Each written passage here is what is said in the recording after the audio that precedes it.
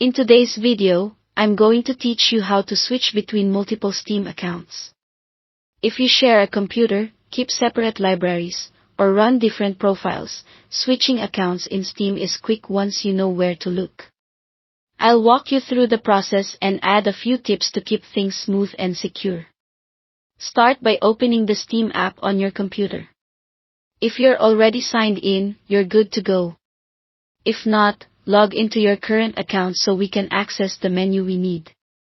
Don't worry, this is just the starting point to move between profiles.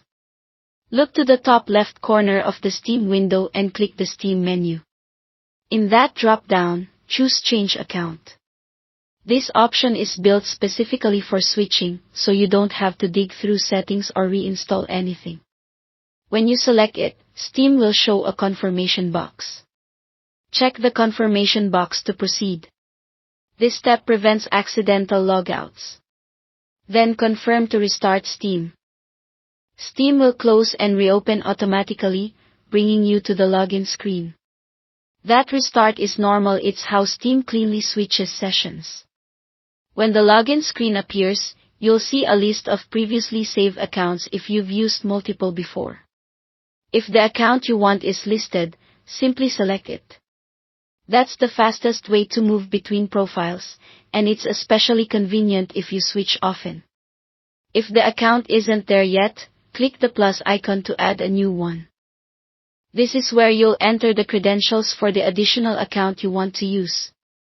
Type the username and password for that account. If you're on a trusted, personal device, consider enabling Remember Password. That way, Steam can save the account locally and you can switch faster next time without retyping. If you're on a shared or public machine, it's safer to leave that off, since it keeps your account protected.